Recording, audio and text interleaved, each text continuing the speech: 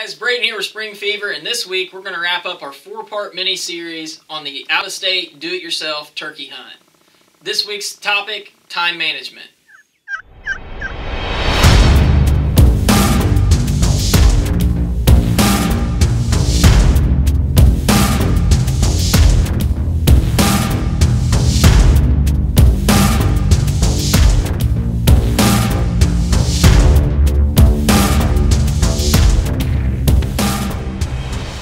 Guys, this is something that I wanted to discuss. I mean, even in the first or second video, I talked about how time is the biggest constraint in the spring turkey woods, and especially in an out-of-state trip. I mean, you've only got so much that you can get out there, get the job done, and then get back and be ready to go to work or whatever your other requirements are here back at home. So this is of the essence, and it is super important that we use it to the best of our ability, the most efficiently and effective way we can in order to get the most out of the hunt. Now, the first thing that I want to kind of discuss is planning your departure time to hit the peak window to to arrive at your destination. And there is a peak window that I do like to hit, and that peak window for me is from 11 a.m. to about 1 p.m. There's a 2-hour, slot there, and that 2-hour slot is the time that I'm shooting for. That's what I'm aiming at to arrive at my hunting destination. And what that does is, one, if it's for a long drive, I can drive partially through the night before, have my gear ready, packed up, loaded in the truck, get off work, and I can drive part of the way into the night and then stop, sleep at a truck stop, Walmart, get a hotel, whatever, and then get up early and then finish my trip into town that next day and kind of break it up. Or I can, if it's a trip that's not too far, 6-7 hours or something, I can, wake up 3 in the morning and I can leave and then try to be there before, and hit that slot of that 11 to 1 o'clock. Now that slot, what that does is usually in that time frame, it does a couple things for me. One thing is I can check into a campsite, check into my hotel, or check into the house that I've rented, usually in that time slot. So that's one major thing, and that allows you to get a lot of the gear and stuff out of your truck that you don't necessarily need to hunt, and you get it out of the way. You can, throw your tote of clothes in there, get rid of that, get it out of the way, get the food and all that stuff moved out of the truck, and then that way you have easy access to your actual hunting gear in the truck, and have a place to actually set your bird once you've got that done. Now, the second thing that does for me is when I can get in there, that time period isn't necessarily a peak hunting time, and depending on the time of the year, it could be extremely, starting to get extremely warm. And if you're hitting that peak time there where it's going to be hot later in the day, the turkeys aren't going to be super active, and there's no need to run out there and wear yourself out. And I'll give you a scenario of that here in just a second. So the second thing is it's going to give me a chance to actually sit down after I've got the truck unloaded and rejuvenate a little bit. Recharge your batteries. Guys, you've got to be mentally focused. You've got to be mentally at your best to do your best. And it's super important that you actually remember to take some time for yourself and not just exhaust yourself to the point where you're not at your best game. One scenario, like I said, was last year in Wisconsin. I knew better than this. We knew going into this. We had a plan. We wanted to hit that 11 to 1 scenario just for all of this reason. But we were under a time crunch. I only had 3 days to hunt, and the first day in was going to be the best weather because we knew the bad weather was coming in after that first day. We get there. We hit that 11 o'clock time. And the weather was great, and what did we do? We just ran straight to the woods, totally bypassed the plan we had, ran straight to the woods, and we tried hunting. It was hot that day. The turkeys weren't real active, and we did a bunch of hiking, covered all that ground, and the only thing we accomplished was just wearing ourselves out.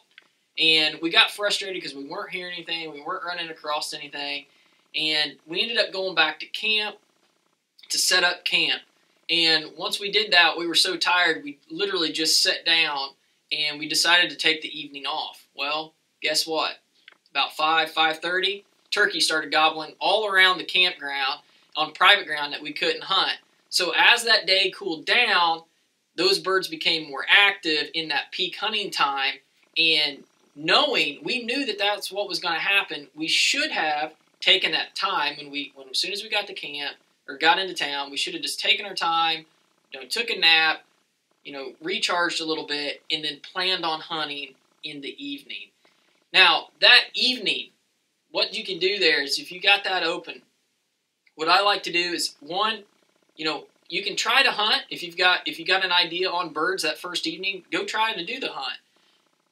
If you don't have birds, patterned out or anything like that, if you don't have any, inside intel on where the birds are, try to go find your birds that evening. They're going to be more vocal in the evening, and you can drive around, try to glass birds or, hike, whatever, and try to listen for birds come across turkey sign. If you can get one roosted that evening, if you can find one, closer to dark, and you know that he's going to be roosted in that general area, that sets you up perfect for the first morning hunt.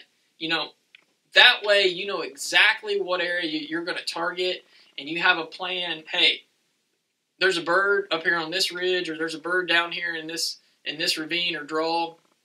That sets you up perfectly for the first morning hunt, and that's where I'm really targeting all of my effort is in that first morning. So that, getting there at that 11 to 1, that gives me several options there to spend my time wisely. Take a minute to chill out, get everything straightened out, and then focus that evening on trying to find a bird, locating for that first morning. The next thing you need to think about in time management is, how are you going to spend your days? Are you going to hunt all day? Are you hunting until noon and then taking a lunch? And where are you going to take the lunch? Are you going back to camp? Or are you going to eat in the field? What are you guys going to do there? And we covered that back in the food video, but how can you do that most efficiently? The second thing is, if you may be hunting in some remote areas, and if you got to refuel the truck, we've ran into this where it's an hour to the next gas station. Well, by the time you drive there, you get gas and you come back, you're 2.5 hours that you've just wasted. Make sure you're doing that kind of housekeeping stuff in the non-peak hours of hunting. Don't be, taking care of that junk when the turkeys are, out doing their thing, through the main part of the day. So don't do that. Think about that stuff ahead of time. Lastly, think about your departure. And this also comes down to, have you filled your tags, and if you haven't filled your tags. But if you've got to be back on a Thursday, are you willing to hunt Wednesday till noon or Wednesday at 1 o'clock and then drive late into the night and not get much sleep and then still be back to work on Thursday? Those are some things that you've got to ask yourself, and you've got to make those decisions on your own. If I've still got a tag in my pocket, I'm probably going to be hunting Wednesday as long as I can, and then driving late into the night and be sleepy at work the next day. I hate to say that, but that's just the way it is. So the other thing is you can do is, you can possibly, if you're planning on hunting that, hunting to the wire, down to the wire, is you can talk to, either the person you rented the house off of or the campground or the hotel and say, hey, here's the deal. I'm going to be leaving out, but I'm going to be leaving from my hunting destination, so you don't have to actually come back and do all that. So get all your gear and get all your junk rounded up the night before, get it packed away as best as you can, and get it stuffed in the truck so that next morning you don't have to come back and do that. Get all the housekeeping stuff taken care of, and that way you can spend as much time in the woods as you can that last day to help you be successful. The last thing I'm going to leave you on in this mini-series is take advantage of the spring. Just go and do it. I hear all the time from people is, man, I wish I could go do that. Maybe next year I'll go do it. Guys, tomorrow's not guaranteed, let alone a year from now. Just go do it. The places you're going to see, the people you're going to meet, successful in harvesting a bird or not, you're going to have fun. You're going to enjoy yourself. And this is something, if you do it, on your own and, you camp and stuff like that, it's not a huge cost. It's something that, a lot of people can do. The most expensive thing is going to be your tag, and you can definitely be selective on the states that you choose to go to and pick states that aren't necessarily that expensive on a non-resident tag. Just go and do it. Guys, you won't regret it, I promise. I've had an absolute blast on every single one I've ever been on, and they're memories that I will never forget. So take advantage of the spring, get out, do more hunting, enjoy yourself, and join me back next week for the next episode here on Spring Fever Custom Calls. And remember, put your next long beard on speed dial with a Spring Fever Custom Call. I'll see you guys next week.